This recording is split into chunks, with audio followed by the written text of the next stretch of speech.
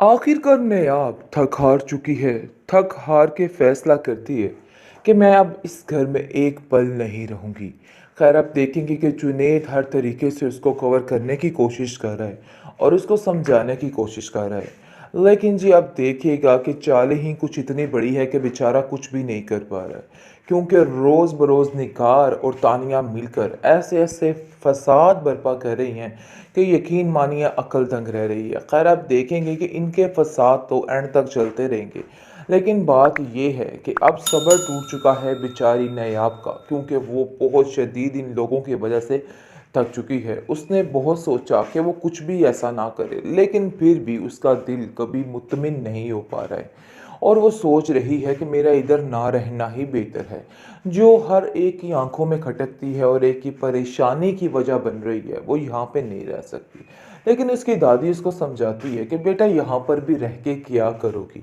देखो, तुम्हारी भाभी तो तुम्हें एक पल के लिए भी यहाँ ना पहले बर्दाश्त करती थी और ना ही अब करेगी। इसलिए बेहतर यही है कि तुम अपना ठिकाना उधर ही रखो और थोड़ा और सब्र कर लो। मैं चाहती हूँ कि सारा मसला ठीक हो जाए और तुम अपने घर में खुश और आबाद रहो। खैर, आप देखेंगे कि वो उसको समझाती बुझाती और साफ साफ उसकी भाभी उसको कह देती है कि देखो भाई, बात ये है कि इधर तो तुम्हारा रहना बिल्कुल नहीं बनता है और बात साफ साफ ये भी है कि तुम्हें यहाँ से जाना ही होगा और जल्दी जाओ, ऐसा ना हो कि कोई मसला ऊट पटांग हो जाए। जिस पर आप देखेंगे कि वो कहती है, भाई उनको कॉल करके कहो कि ऐसा कुछ भी नहीं, बस वो तो घड़ी भर मिलने के लिए आई थी, इसके अलावा और कोई भी वजह नहीं है।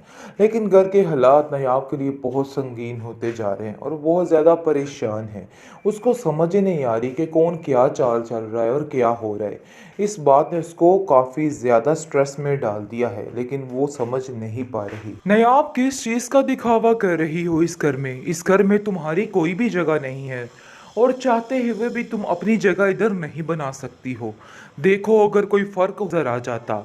असल बात तो ये है कि ऐसा ना हो कि तुम जुनैद की बातों में लग के अपने आप को बड़ी महारानी तस्वर करने लग जाओ। तुम्हारा ये रवैया बिल्कुल गलत है। जिस पर आप देखेंगे कि तानिया कहती है कि आप बिल्कुल ठीक कह रही हैं, ये लड़की बिल्कुल नहीं बदलने वाली और पता नहीं क्या क्या करेगी। आप इसके हाथ से सारे इख्तियारात ले लीजिए, क्योंकि मुझे नहीं लगता कि कोई मामला ठीक है। ऐसा लग रहा है कि सब कुछ गलत होने जा रहा है। यानी कि तानिया बुरे तरीके से दिमाग भर रही है अपनी सास का और कहती है कि बात कीजिए दादी जान से कि सारे इख्तियारात उससे ले लिए जाएं, क्योंकि मुझे नहीं लगता कि कोई भी मामला ठीक है। जिस पर आप देखेंगे कि नायाब कहती है कि मैंने कौन से आप लोगों के इख्तियारात को छेड़ा है, मैंने तो कभी किसी चीज़ का नाजायज़ फ़ायदा नहीं उठाया है। अरे, एक बात की थी सीधी सी, लेकिन आप लोगों ने तो उस बात का तमाशा ही बना के रख दिया। ऐसी तो कोई बात है ही नहीं थी। लेकिन आप देखेंगे कि वो मानने को तैयार ही नहीं। ज़ावियार कहता है कि कोई ना कोई ऐसी बात तो ज़रूर है, लेकिन इतनी पुरानी हमारी मुलाजमा झूठ कैसे बोल सकती है? तुमने ज़रूर कुछ किया होगा। मुझे पहले दिन से ही शक था कि तुम ये हरकतें करोगी और देखो, आज वही हुआ है। तुमने वही कर दिखाया जिस चीज़ का हमें डर था। जिस पर वो कहती है, मेरा यकीन माने, लोगों की बातों में आके आप अपने आप को इस तरह से क्यों ख़राब कर रहे हैं? मैंने कुछ भी नहीं किया, आपको मेरी इस बात पर यकीन करना होगा। लेकिन निगार कहती है कि वो मेरा बेटा है और मेरी ही बात पे यकीन करेगा। देखो, तुम्हारी हैसियत नहीं है इस घर में रहने की, और इसीलिए समझाती थी। इस किस्म की लड़कियां इसी तरह के काम करते हैं, लेकिन तुम्हें अपनी माँ की बात समझ देखो, इन सब चालाकियों से कुछ भी हासिल नहीं होने वाला। ये बात तो तय है कि आप जो कुछ मर्जी कर लो, लेकिन ऐसा वैसा कुछ नहीं होगा। जो उसकी हैसियत है वो उसकी हैसियत ही रहने वाली है। खैर, आप देखेंगे कि नयाब काफ़ी ज़्यादा परेशान है।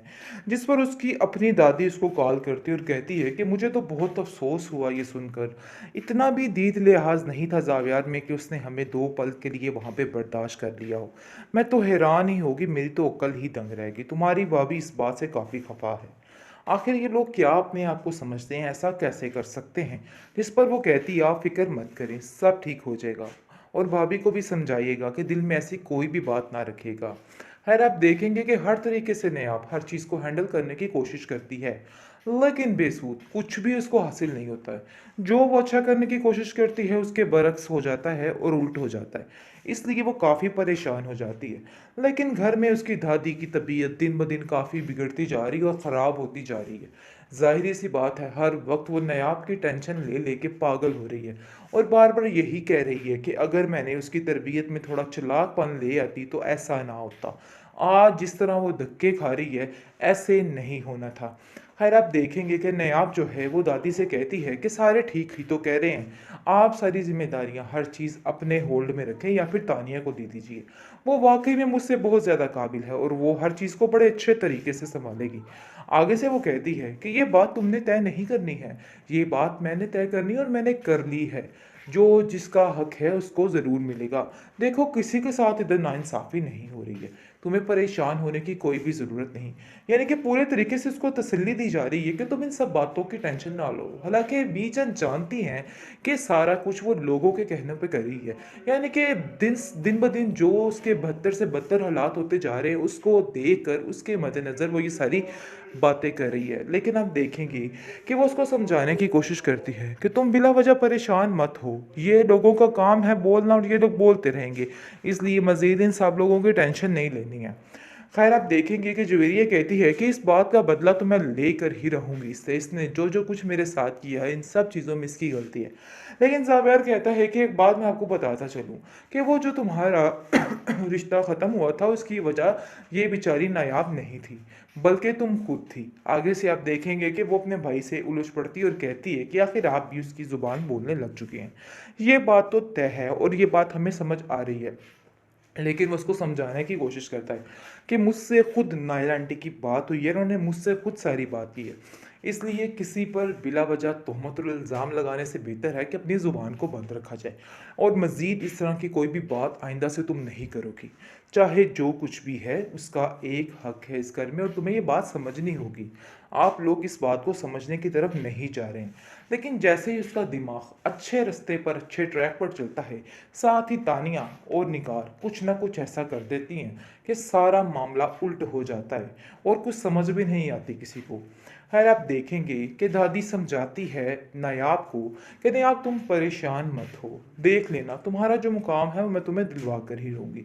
चाहे ये लोग लाख कोशिशें कर ले उसके बावजूद भी इनको कुछ हासिल नहीं होने वाला, ये बात तो तय है।